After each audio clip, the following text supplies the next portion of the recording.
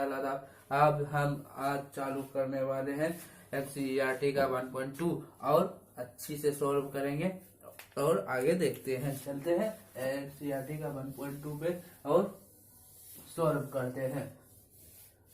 ठीक है दोस्तों, तो एनसीईआरटी का 1.2 में बोल रहा है कि अभाज्य गुणनखंड के रूप में लिखने के लिए कोई भी संख्या को अभाज्य गुणनखंड या उसको इंग्लिश में कहते हैं प्राइम फैक्टराइजेशन में लिखने के लिए बोल रहा है, तो उसको अभाज्य संख्या से ही डिवाइड करेंगे और इस तरह डिवाइड करेंगे कि दूसरा संख्या से नहीं कटे।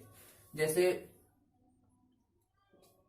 140, इसको 2 से काटते हैं तो आया 70, फिर 2 से काटते हैं तो आया 35, फिर 5 से काटते हैं 7। ये सब क्या है? अभाज्य संख्या है। 2, 5, 7 अभाज्य संख्या है। अभाज्य संख्या का बोल रहा है गुणनफल लिखने के लिए, तो ये सबको गुणामिक के रूप में लिख देंगे। 2 गुना 2 गुना 5 गुना 7। तो इसके बाद इसको देखो 2 2 एक बार आ रहा है तो इसको पावर में लिख देंगे। 2 का पावर 2 इंटू 5 इंटू 7। तो इसी तरह है पहला नंबर क्वेश्चन। तो पहला नंबर का पहला तो ये हुआ, तो दूसरा तीसरा चौथा आप खुद ही बना सकते हैं इस तरीके से। ठीक है दोस्तों, आगे चलते हैं दोस्तों। दूसरा नंबर क्वेश्चन बोल रहा है पूर्णांक के निम्नलिखित युग्मों के एचसीएफ और एलसीएम ज्ञात कीजिए। पूर्णांक के निम्नलिखित युग्मों के एचसीएफ मतलब पूर्णांक दो संख्या रहेगा और उसका एचसीएफ और एलसीएम ज्ञात करना है। और ज्ञात करने के बाद जांच कीजिए। जांच करने के लिए कह रहा है दो संख्या का गुणनफल। जैसे ये दो संख्या दे दिया 12 और 16। 12 और 16 दो संख्या दे दिया। 12 और 16 दो संख्या दे दिया और बोले क्या इसका एचसीएफ एलसीएम निकाले और ये दोनों संख्या का गुणनफल एचसीएफ और एलसीएम के गुणनफल के बराबर होता है। ठीक है, देखते हैं सही होता है कि गलत। चलते हैं सॉल्व करते हैं यही दोनों संख्या को। इसी तरह है क्वेश्चन नंबर 2। तो क्वेश्चन नंबर 2 भी इसी तरह बनेगा। हम एग्जाम्पल बता देते हैं, आप क्वेश्चन नंबर 2 बना सकते हैं। ठीक है दोस्तों, चलते हैं। 12 का और 16 का पहले एलसीएम निकालते हैं। 2, 6,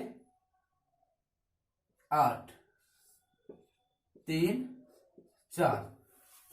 तो 2 दूना 4, 4 तिया 12, 12 चौके 48। एलसीएम कितना निकला? 48, 48 एलसीएम निकला। तो इसके बाद इसका एचसीएफ निकालते। छोटा संख्या 12 है तो 12 को इधर रखेंगे और 16 को अंदर रखेंगे। इसको डिवाइड करेंगे 12 से। 16 को डिवाइड करेंगे 12 से, तो एक बार में खाएगा 12 तो आया 4। तो छोटा हो गया तो बड़ा संख्या को फिर डालेंगे अंदर। 12 क्या है? बड़ा संख्या है, तो 4 तिया 12 कट गया। तो एचसीएफ निकला 3। तो देखते हैं एचसीएफ और एलसीएम के गुणनफल के बराबर होता है कि नहीं, ये दोनों संख्या का गुणनफल। ठीक है, देखते हैं। 12 गुना 16 करते हैं और एलसीएम कितना है? 48 गुना एचसीएफ कितना है? 3। 12 16 दूना 32 के 2 बाकी रहे 3। 16 3 19 192 आया। 8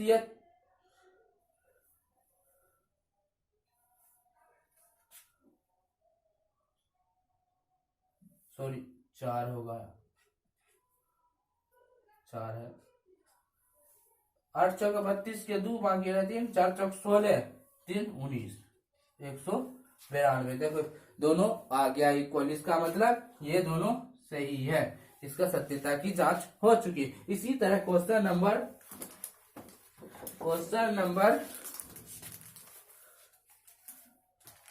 1 2 3 बनेगा।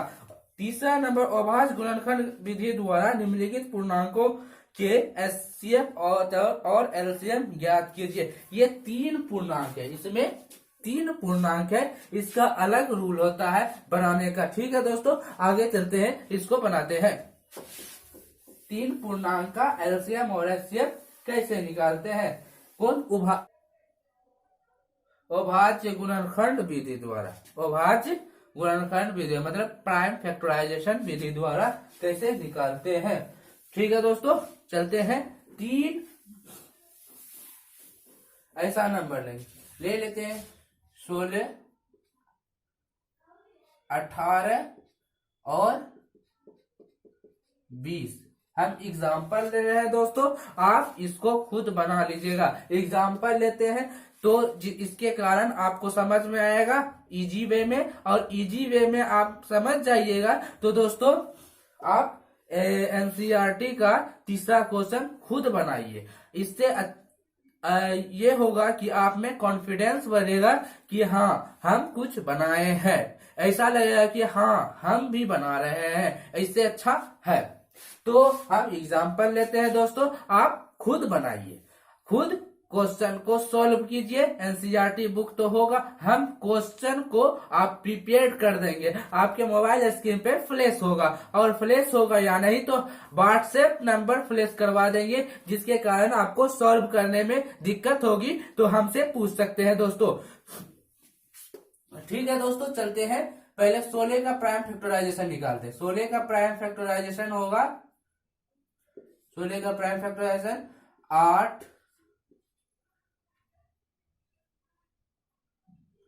4 2, 2 पे पावर, 16 का प्राइम फैक्टराइजेशन हो जाएगा 2 पे पावर 4। 18 का प्राइम फैक्टराइजेशन 18 का निकालते हैं,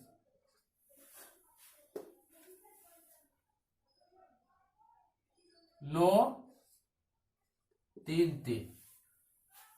इसका 18 का हो गया 2 गुना 3 स्क्वायर।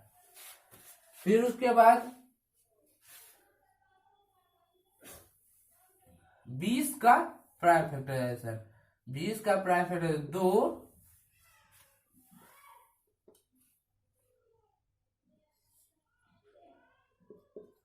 2 5 आया, तो 2 का स्क्वायर इंटू 5 पे पावर 1 20 का।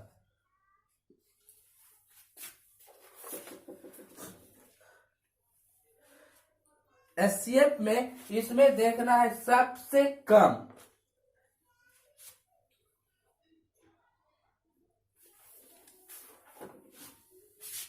देखो इसमें क्या है, सबसे कम नंबर वाले खोजते हैं, कॉमन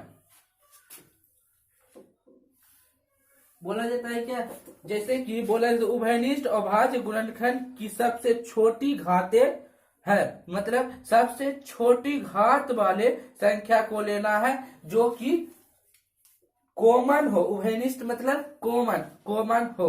क्या इसमें कौन कौन सा कॉमन है? 2 ही सिर्फ ना कॉमन है, सबसे छोटी घात इसी का ना है। छोटी घात 5 इसमें कॉमन नहीं है, सिर्फ 2 है, तो एचसीएफ क्या हो जाएगा? 2। एचसीएफ 2। एलसीएम में क्या होता है? एलसीएम में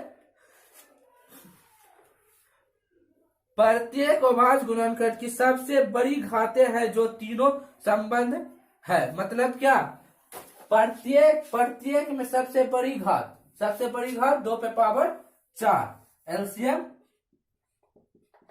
इसका 2 पे पावर 4 है दोस्तों। ऐसे करके बनाना, 2 पे पावर 4, फिर उसके बाद 3 पे पावर 2 इसमें है, 3 पे पावर 2 इसमें, 5 पे पावर 1।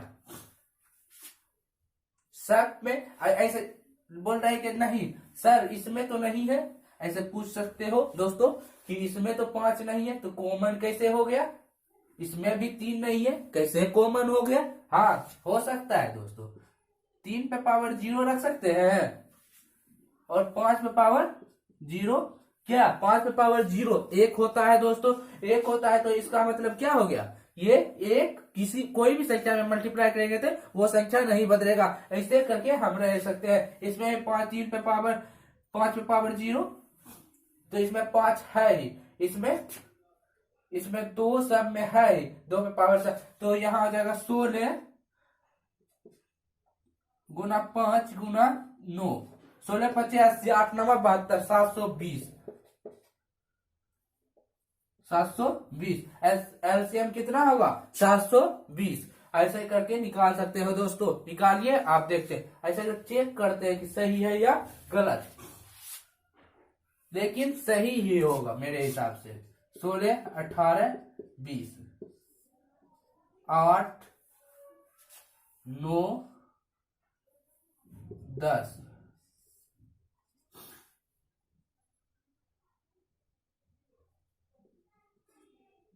8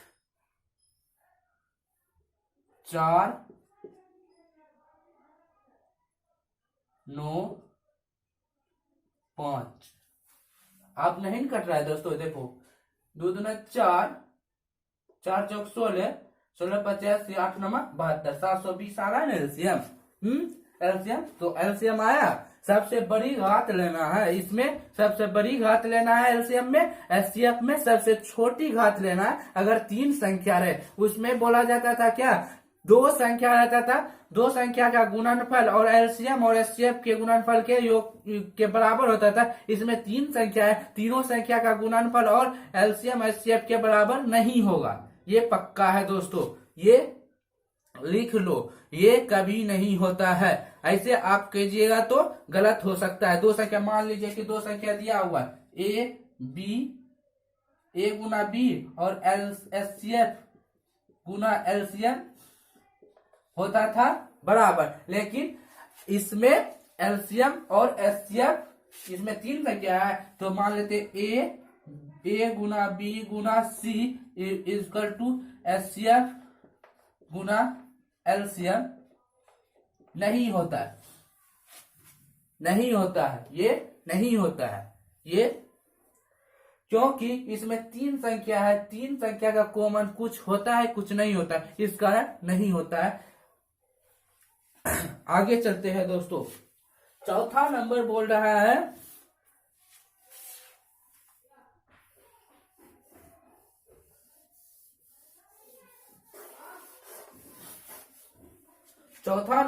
है दोस्तों एचसीएफ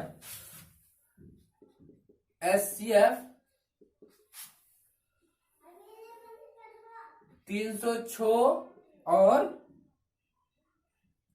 657 का कितना दिया हुआ है 9।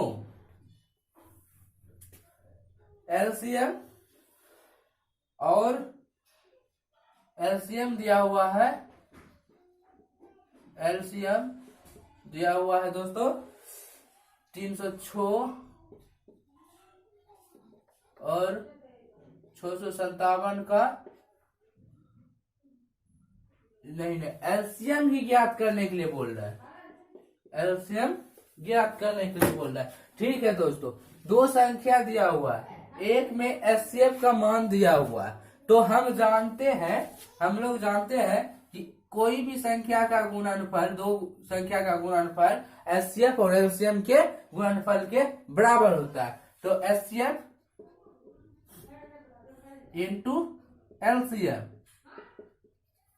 ठीक है दोस्तों, एलसीएम और एचसीएफ के बराबर होता है दोस्तों। तो ए मान लेते हैं 306 है, गुना बी 657 इक्वल टू एचसीएफ 9 है इंटू एलसीएम।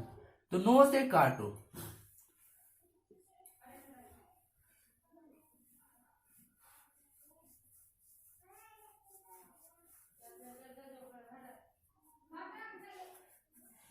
सात नंबर 63, 3 नंबर 70, 73 बार में एलसीएम हो जाएगा, एलसीएम इक्वल टू 306 इंटू 73। इसको मल्टीप्लाई कीजिए दोस्तों, आपको आंसर मिल जाएगा, ये मेरा गारंटी है दोस्तों। चलते हैं दोस्तों। अब बोल रहा है 5 नंबर में, जांच कीजिए कि क्या किसी प्राकृत संख्या n के लिए संख्या 6n अंक 0 पर प्राप्त हो सकता है। मतलब जांच कीजिए कि क्या किसी प्राकृत संख्या n के लिए संख्या 6n अंक 0 पर समाप्त हो सकता है। मतलब क्या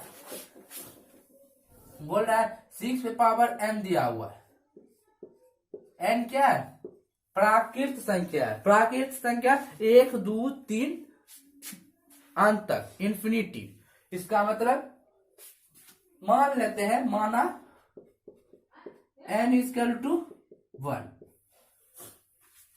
n इक्वल टू 1, तो 6 इक्वल टू 6, फिर n इक्वल टू 2, 6 36।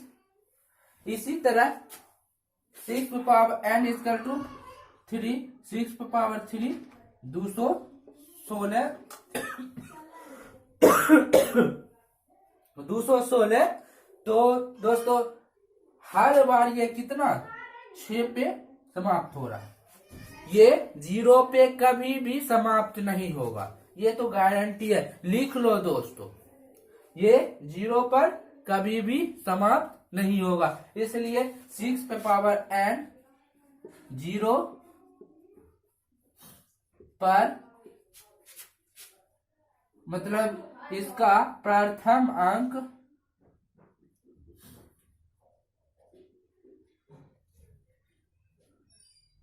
मतलब इकाई स्थान 0 पर समाप्त नहीं होगा दोस्तों। ठीक है दोस्तों, चलते हैं। तो बोल रहा है छठा क्वेश्चन में, व्याख्या कीजिए कि, मतलब व्याख्या करना है 7 गुना 11 गुना 13 प्लस 13 और 7 गुना 6 गुना 5 गुना 4 गुना 3 गुना 2 गुना 1 प्लस 5 भाज्य संख्या क्यों है। बोल रहा है क्या, ये बताने के लिए बोल रहा है 7 गुना 11 गुना 13 प्लस 13 क्या है, भाज्य संख्या है। ठीक है, 13 कॉमन ले लेते हैं, ये क्या होगा, 13 कॉमन लेते हैं, तो 7 गुना 11 प्लस 1 इक्वल टू 13।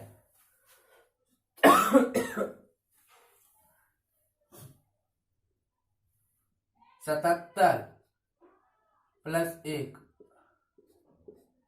गुना 13, तो 78 गुना 13। देखो 78 क्या हो रहा है, दो संख्या से कट रहा है, दो संख्या से कट रहा है ना,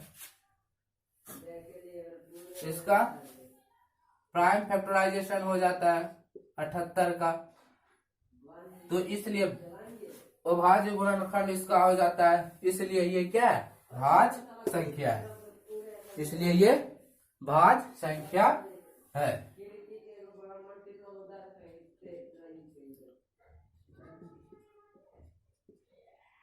भाज्य संख्या है। इसी तरह दिया हुआ है दूसरा खंड में और करके 7 गुना 6 गुना 5, तो इसमें प्लस 5 किया है, 5 को कॉमन कर लेना है, तो और गुना करके ऐड हो जाएगा 1, यह भी भाज्य संख्या होगा। इसी तरह तो 7 नंबर में दिया हुआ किसी खेल के मैदान में, 7वां नंबर क्वेश्चन है 1.2 का अंतिम क्वेश्चन। 7वां नंबर बोल रहा है किसी खेल के मैदान के चारों ओर एक वृत्त पथ है, मतलब एक वृत्त पथ है, चारों ओर वृत्त पथ है, वृत्ताकार पथ है। इस मैदान का एक चक्कर लगाने में सोनिया को 18 मिनट लगते हैं। सोनिया कोई नाम है कि लड़की है, उसको 18 मिनट लगता है, जबकि इसी मैदान को का एक चक्कर लगाने में रवि को 12 मिनट लगते हैं। मान लीजिए वे दोनों एक ही स्थान और एक ही समय पर चलना प्रारंभ करके एक ही दिशा में चलते हैं। कितने समय बाद वे पुनः प्रारंभिक स्थान पर मिलेंगे? तो इसका एलसीएम निकालिए। 18 और 12 का आप एलसीएम निकालिए, मिनिमम हो जाएगा। मिनिमम टाइम ना, मैक्सिमम टाइम तो बार बार मिलते रहेगा। मिनिमम टाइम तो मिनिमम हम एक वीडियो में, पहला वीडियो दिए हैं, उसमें बताए हैं कि कोई भी संख्या यदि कोई भी संख्या रहे उसका मैक्सिमम मतलब मैक्सिमम अधिक से अधिक बोले तो इसका मतलब एचसीएफ निकालिए, कम से कम बोले तो इसका मतलब एलसीएम निकालिए। कम से कम बोल रहा है तो इसका मतलब मिनिमम ही होगा, तो एलसीएम निकालते हैं। 9 6